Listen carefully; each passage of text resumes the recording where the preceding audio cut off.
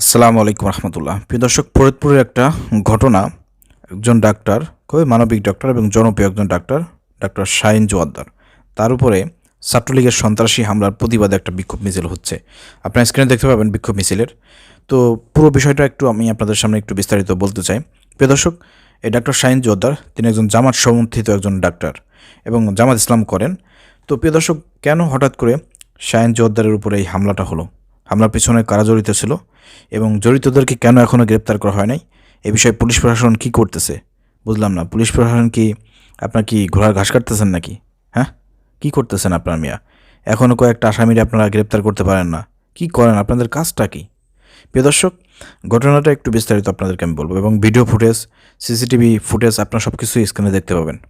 দেখেন, অনেকেই শাহিন জোয়াদ্দারকে নিয়ে অনেক আজেবাজে মন্তব্য করতেছেন। অনেক মেডিকেলের অনেক স্টুডেন্ট আছেন, ছাত্রছাত্রী আছেন, যারা ডাক্তার শাহিন জোয়াদ্দারকে ওইভাবে ভালোভাবে আপনারা দেখেন না, ভালো মনে করেন না। তো এটা স্বাভাবিক ব্যাপার, সবার কাছে একজন ডাক্তার ভালো হবে না, এটা স্বাভাবিক একটা বিষয়। তো প্রিয় দর্শক, এখন অনেকেই এই যে ছাত্রটি মাইর খেয়েছে শাহিন জোয়াদ্দার কাছে এবং পরবর্তীকালে সে তার বন্ধুবান্ধব এবং ছাত্রলীগের লোকদেরকে নিয়ে সে ক্যাডার ভাড়া করিয়ে নিয়ে যে ডাক্তার শাহিন জোয়াদ্দারের উপর যে হামলাটা করেছে, এই ছেলেটির নাম হচ্ছে মুস্তাকিম। তো এই ছেলেটিকে এখনও গ্রেপ্তার করা হয় না, কিন্তু যারা এই মারামারির সঙ্গে যুক্ত ছিল এবং হামলা করেছিল তার দু একজন গ্রেপ্তার হয়েছে অলরেডি। আর সবাইকে গ্রেপ্তারের অনেক চেষ্টা প্রচেষ্টা চালানো হচ্ছে। মূল ঘটনা একটু আমি আপনাদের সামনে একটু বিশ্লেষণ করতে চাই। মূল ঘটনা আসলে এই ডাক্তার শাহিন জোয়াদ্দার তিনি হসপিটাল ট্রিটমেন্ট নেওয়ার পরই কিন্তু আমরা দেখতে পাচ্ছি এবং তিনি বিভিন্ন গণমাধ্যমে তার বক্তব্য স্পষ্ট করেছেন কেন তার উপরে হামলাটা হয়েছে, হামলার সূত্রপাত কোথা থেকে হয়েছে, কেন হলো, এ বিষয়ে তিনি সেখানে স্পষ্ট ভাষায় কথা বলেছেন। আমার কাছে যেটা মনে হয়েছে, ডাক্তার শাহিন জোয়াদ্দার ওখানে খুব সুন্দরভাবে তিনি সত্য কথাগুলো ওখানে তুলে ধরেছেন। প্রিয় দর্শক, ঘটনার সূত্রপাতটা হচ্ছে ডাক্তার শাহিন জোয়াদ্দার তিনি উপর থেকে সিঁড়ি দিয়ে নামতেছিলেন এবং ওই মুস্তাকিম, সে নাকি মেডিকেলের প্রথম বর্ষের একজন ছাত্র, সেও নাকি নিচ থেকে উপরে যাচ্ছিল। তো অসাবধানতা বশত হোক আর পরিকল্পিত হোক, তো যাই হোক, পরিকল্পিত না, এটা অসাবধানতা আমরা ধরে নেব। এটা যেহেতু একটা অসাবধানতার কারণে দুজনের মধ্যে একটা ধাক্কা লাগে। তো স্যারের সঙ্গে ছাত্রর ধাক্কা লাগে। তো ওইখানে দেখা যাচ্ছে যে তখন ধাক্কা লাগছে, ঠিক আছে, ধাক্কা লাগার পরে স্যার কিন্তু দাঁড়ায় পড়ছে। ডাক্তার শাহিন জোয়াদ্দার তিনি কতটা বিনয়ী এবং কতটা ভদ্র এবং কতটা মানে কি বলবো, কতটা ভালো মানুষ চিন্তা করে দেখেন, সে কিন্তু দাঁড়িয়ে গেছে। কিন্তু যে ছেলেটি মুস্তাকিম তাকে ধাক্কা মেরেছে সে কিন্তু দাঁড়ায় নাই, সে ধাক্কা মেরে সোজা চলে যাচ্ছে। কত বড় বিয়াদব, চিন্তা করে দেখেন। মানে এই ছাত্রলীগ, সে নাকি ছাত্রলীগ করতো, আমি যতটুকু ইনফরমেশন পেয়েছি সে ছাত্রলীগ করতো আগে এবং পরবর্তীকালে নাকি এই যে জুলাইয়ের যে বিপ্লব, আগস্টের যে বিপ্লব, ছাত্র আন্দোলন, যেটা কোটা সংস্কার আন্দোলনে নাকি এই ছেলেটা নাকি ছাত্রদের সঙ্গে নাকি মাঠে ছিল। তো আসলে অনেকেই এই ছাত্রলীগের ছিল যারা আপনার পূর্বে ছাত্রলীগ কিন্তু পরবর্তীকালে তারা পরিবর্তন হয়ে চেঞ্জ হয়ে মোটামুটি ছাত্র আন্দোলনে কিন্তু ইনভলভ হয়েছিল। তো যাই হোক, এই মুস্তাকিম নাকি সে ছাত্র আন্দোলন করেছে।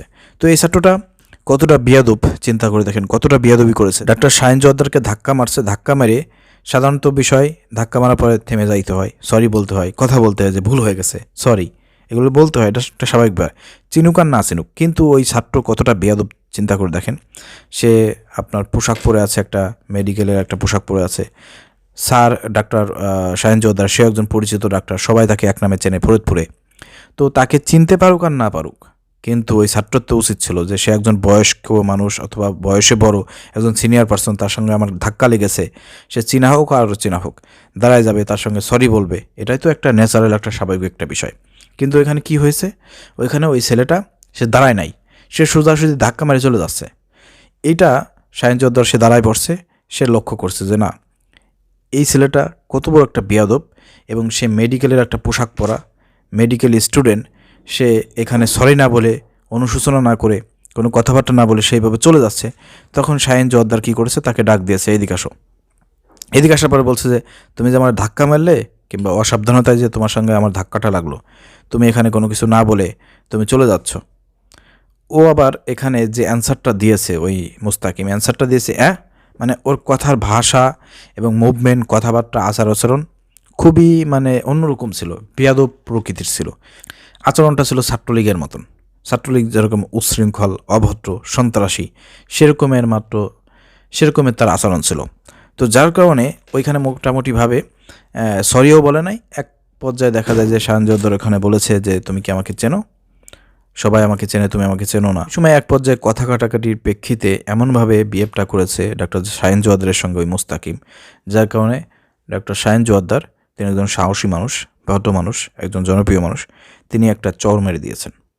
চর মারার পরে এরপরে কি হয়েছে, ছেলেটা চলে গিয়েছে। চলে যাওয়ার পরে সে তার বন্ধুবান্ধব, তার ছাত্রলীগের পোলাপানদেরকে খবর দিয়ে নিয়ে এসে পরবর্তী 2 ঘন্টা 3 ঘন্টার মধ্যে টার্গেট করে শাহিন জোয়াদ্দার যখন আপনার যাচ্ছিল, তখন তাকে আপনার স্ক্রিনে দেখতে পাবেন যে তার উপর হামলা করে। দেখেন, প্রথমে কিন্তু শাহিন জোয়াদ্দারের কলারটা টান দিয়েছিল মুস্তাকিম। টান দেওয়ার সঙ্গে কিন্তু শাহিন জোয়াদ্দার যে কতটা মানে সাহসী একজন মানুষ আপনারা দেখতে পাবেন স্ক্রিনে, যে সে কিন্তু সাথে সাথেই কিন্তু যে তাকে কলার ধরে টান দিয়েছে, তাকে ঘুষি মারতে গিয়েছিল, সে কিন্তু পাল্টা ওইখানে তাকে প্রতিহত করেছে, তাকে আক্রমণ করেছে।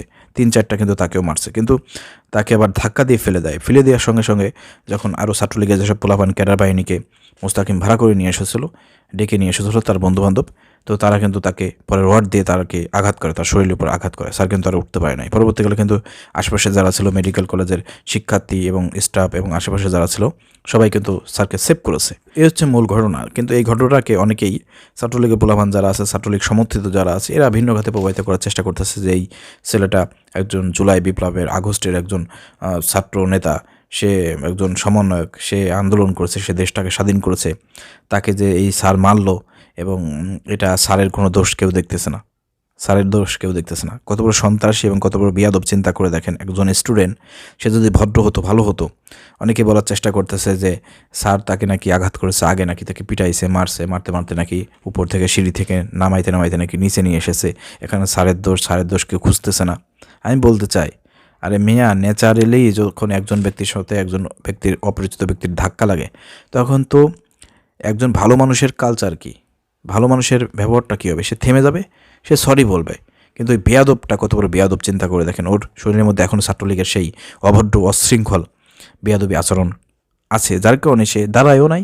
বরঞ্চ যখন তাকে দাঁড়াইতে বলছে, ডেকে এনে যখন বোঝানোর চেষ্টা করেছে, তুমি সরি বলো নাই কেন, তুমি কি আমাকে চিনতে পারছো, সবাই চেনে, তুমি চেনো না, তার সঙ্গে আরও বেয়াদবি করেছে। বেয়াদবি করার কারণে কিন্তু স্যার তাকে একটা চর মারছে। তো স্যার হিসেবে, ডাক্তার হিসেবে বেয়াদবি করলে বেয়াদবির একটা শাস্তি আছে, চর, এটা স্বাভাবিক ব্যাপার, মারবে। কিন্তু তাই বলে কি সেরকম ছাত্রলীগের পোলাপান, নিষিদ্ধ সংগঠন ছাত্রলীগ, যাদেরকে দেখামাত্র গ্রেপ্তার করতে হবে, গণপিটুনি দিতে হবে, তো গণপিটুনি দিয়ে পুলিশের হাতে সোপর্দ করতে হবে, এই ধরনের লোকদেরকে ভাড়া করে নিয়ে আসে, শাহিন জোয়াদ্দারের উপর হামলা করে, এটাকে মেনে নেওয়া যায়? এটা কি মানে যেনতেন কোনো মানুষের কাজ না? এতে বোঝা যায় সে সন্ত্রাসী, ছাত্রলীগের লোক, এবং সন্ত্রাসীদের সাথে তার চলাফেরা আছে, তার উঠা বসা আছে, তার মোটামুটি সন্ত্রাসী একটা ক্ষমতা আছে, যার প্রেক্ষিতে কিন্তু সেই কাজটা করেছে। তো এখানে স্পষ্ট, এখানে তার পক্ষ নেওয়ার কোনো প্রশ্নই আসে না, সে যে বেয়াদব এটা প্রমাণিত হয়েছে।